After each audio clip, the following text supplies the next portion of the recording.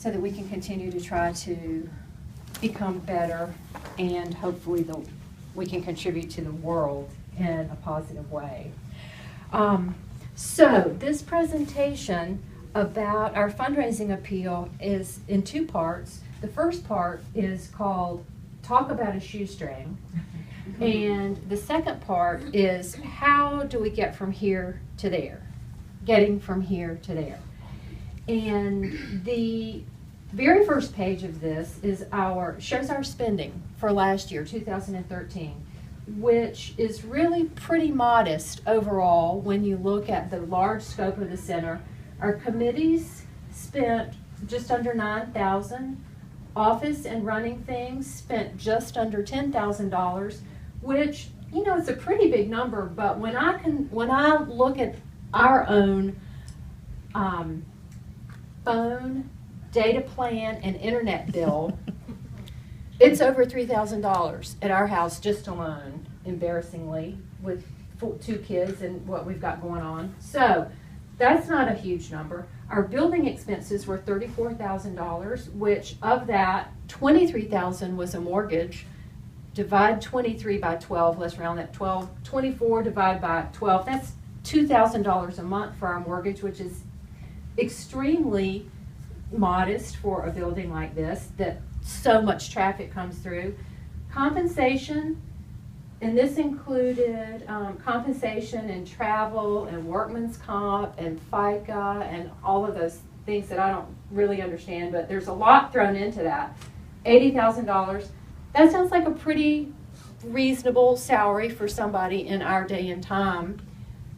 Oops, that was spread among 5 different people. So 4 involved with our spiritual program and an office manager. So nobody is really getting rich working here. Materially rich. I'll qualify that. The spiritual program, this is what we're all about. We spent $21,000 on visiting teachers, pujas, retreats, that kind of program. Our bookstore, we had $3,700 as a line item.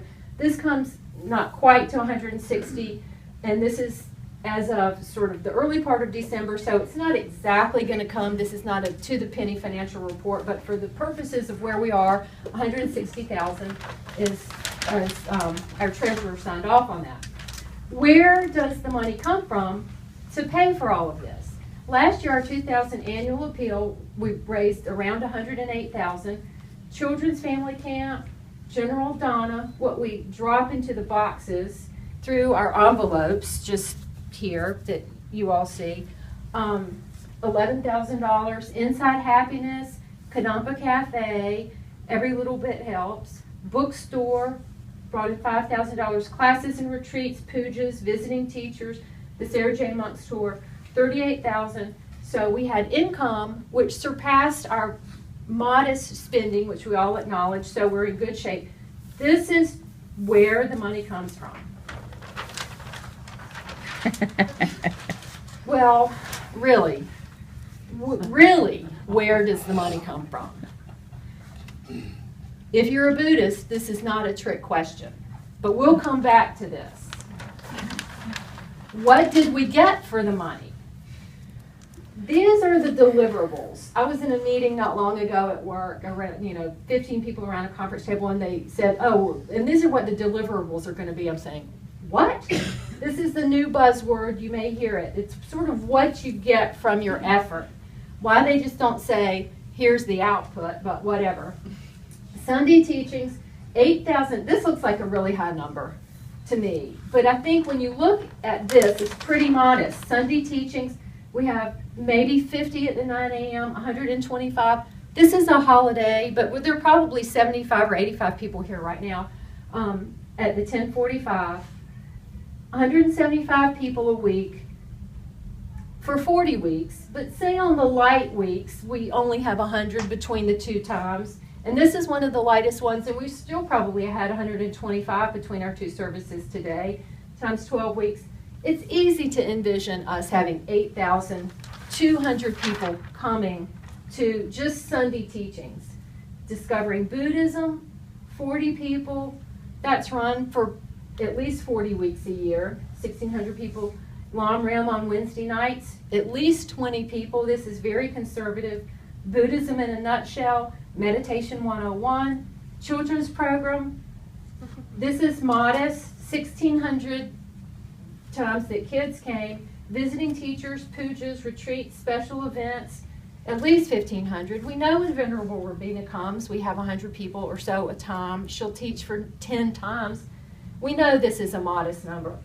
Media streaming, we don't know how many we reach, but some. I know that there are times that I tune in. Sandy, I've heard her mention this morning, she tunes in when she can't get here. So that all adds up to around 14,000. I'm calling those Dharma units. It's a new measure. We'll see if it shows up in Wikipedia. So, 14,000 Dharma units where just this kind of event, where there's a teacher and people. These are Dharma units. Not counting potlucks, movie night, all of the children's programs that happen around, the statue, mantra rolling. Those they're not even calculated in that. So, in 2013, 14,000 Dharma units. That was our deliverable. The teachings on kindness, we heard this morning, kindness, compassion. And I didn't do this. I wrote this last night just knowing we were going to hear some of this. Wisdom, overcoming anger, overcoming attachment, how to be happy, how to want that for others. That is huge. How to be happy for others is huge. And it's not something that you get exposure to in other parts of our society. That's a lot of Dharma units giving our humble beginnings, which I'm starting the clock in 1994 since that's when I started to come here. And so back then, we met on Sunday afternoons at 5 o'clock. 12 people was a good turnout for that. 52 weeks a year, 625. I don't remember. It was a long time ago. But we had visiting teachers. We had pujas, classes, retreats. Even so, we probably had around 1,000 Dharma units a year back then when we were in the basement. We moved here. Over the years, we grew organically, another buzz term. We have a beautiful building with a magnificent stupa. 14,000 Dharma units for 2013. Should we keep going, delivering Dharma units? Yes. The 2014 budget, the board will set this. They're meeting today to discuss. We don't know what the number will be. We've already saw that last year the budget was around 160,000. At the early service, there was a recognition and honorarium presented to Joanna Smith and Sherry Satoris for all of their hundreds, thousands of volunteer hours for being the bookkeepers for the last 10 years. They've said that it's not something that they need to continue to do. So we recognize that huge amount of dedicated service, and we are going to have to employ somebody to become our bookkeeper. So we know there's at least one more salary that will go into that $160,000 budget. That $80,000 that we share among 5 people, we need to be realistic. We need to do something better than that. So we know the budget will be more than 160. So we don't know where it's going to be. But at this point, if we would even consider using last year's budget as a baseline, 160,000, that would get us to at least what we have sort of informally labeled as base camp. We can then go on up the mountain from there, but at least we need to get to base camp where we were last year. 160,000. We've already had $65,000 pledged or donated in this 2014 appeal. That leaves $95,000. How do we get there? We're going to flip this one around to the side. It's a little tricky. There are lots of ways to get there. And here are a few. $95,000. We could just, like Geshe-la says, we could pray that $45,000 comes in a check. Somebody walks in off the street and gives us $30,000, and somebody else just says, here's $20,000. They've been praying for a long time for things. It might take us a while to get there, but that's one way to do it. We could go 2 times 10,000. 5 people could donate that. 9 people could donate $5,000. 16 people could do this. I mean, I really think that this is a possibility. We may not be the most affluent box of crayons in Raleigh, but we've got people who have some capacity. What's more likely is that some other combination of numbers could do it. 6,000, 10 people giving 3,000, or actually 25 people giving 3,000 would do it. 5 people donating $4,000. 15 people giving $2,000. You can see how this could work. We have, over the years, over 700 people have joined KadampaCenter. About 300 have either moved, become inactive and let us know it, deceased, unfortunately. So we've got about 450 members who consider themselves active. They read the Yahoo group, they come at least to 1 or 2 things a year. Of the 450, say that half of them really have no capacity to give. They are living just sort of at the level that they can, and they really don't have extra. 450 divide that, okay, so half can't, so that leaves 225 people. If the 225 who have some capacity gave $1,000 each, we would be at that up, I just pointed to as the higher number, 225. That would not be a stretch sort of to spread it out that way. But we know that that's probably even a lot to ask. So some people, there will be some combination of some people giving higher numbers, and some people they may want to give more because they feel like expressing their generosity that way.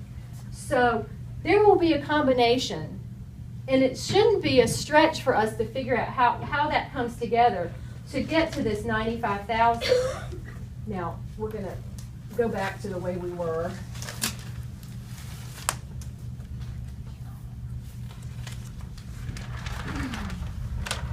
How could we do this right now? We could do this the way we do everything else in our lives. We just make a decision to do it. We just decide to do it. We decide how much we're going to give. Every action starts with a thought. And so Geshe-la said something a little while ago about we may be limited with physical constraints, but mentally there are no limits.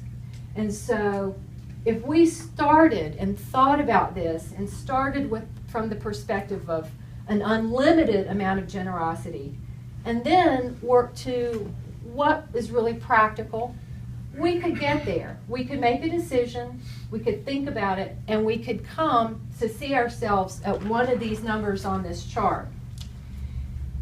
The question that I will leave you with here is your spiritual well-being a priority or just an afterthought? So we go back. How did we get from 12 people on Sunday nights to 175 on Sunday mornings? It's causes and conditions. Where does the money really come from? Back on page 3. It's causes and conditions.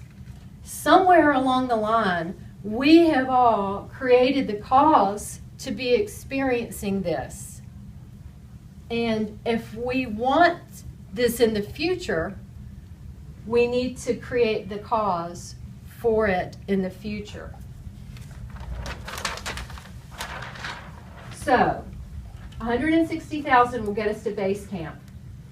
That's what we did last year, and we've acknowledged it's not going to be everything for next year, but that would be a great way to start the year from a point of that. We already have 65. We need 95,000 more to go. Somewhere on this chart, or any, or 2250, or $760. There's a level on here for each of us. Where do we all see ourselves at a point where we feel like we're truly practicing generosity? Now, this is the fun part. To really inspire us, we have a challenge. A small group of other members have donated $10,000 to a challenge fund. And they appreciate with us that having some momentum and getting this together by December 31st, part of this by December 31st, is important. So they have pledged that if we can raise or get committed another $25,000 by December 31st, they will kick in another $10,000. This will get us to 100. 65 is where we are. 35 by a combination of 25 in actual donations and 10,000 from this challenge fund will get us to $100,000. That means if you donate $250, it really will bring $350 to the bottom line. If you donate $1,000, it will really bring $1,400 to the bottom line. If you were to pledge $2,500, that really brings $3,500 to the bottom line by December 31st. So we have some excellent incentive. We already have enough incentive. We know this. But here's extra incentive on top to participate at this level. So we will be here, well, we'll all be here December 31st anyway, won't we? Mm-hmm. For the fire pit. And our normal December 31st activity. So maybe we'll have a great report by then. That would be wonderful to be able to say, wouldn't it? But anyway, we have this by December 31st. If you will pick up, if you'll consider this, if you'll think about this, and then figure out really what's practical for you, not to a point where we don't want anybody to give to a point where they have a resentment. That negates the whole good. What you want here, I think, is we want to give at a point where we're joyful about it. And this is truly a unique organization and a unique place that I think, to me, warrants a good hard look at supporting. This form, our contributor form, is out by the front door. Pick one up. There are many ways you can do this. You can give a one-time check. You could make a cash donation. Stock can be donated to our brokerage firm. You can anticipate your tax refund, and when that comes in, whenever that comes in, you can donate your tax refund. You can put a monthly notice to your bank and ask them to send a check every month. You can put it on your credit card and let us charge your credit card every month. So there's a number of ways you can do it. Somebody asked this morning after the first session, they have already set up their bank or credit card, I'm not sure which, but they already do a monthly thing. They ask if they could contribute to the challenge, and I thought, of course they can contribute to the challenge in addition, even though they already have set up their thing. So they're just going to put it on the memo line, additional contribution for the challenge fund. So with that, I think I've said it all. I just appreciate everybody being here. I appreciate that I was able to come in 1994 and receive some of those 1,000 Dharma units. And I'm particularly grateful that I'm here in 2013 and 2014 to see 14,000 Dharma units being delivered. It's been a life-saving, probably, opportunity for me. I appreciate the lesson on compassion. I particularly appreciate Geshe-la after the first session doing the mantras for our well-being, for our long life, that we don't run into negativity. And so, as Geshe-la does the mantra at the end of the session for our behalf, which is really very kind of you. So I offer that and ask that you would consider how you can support our community.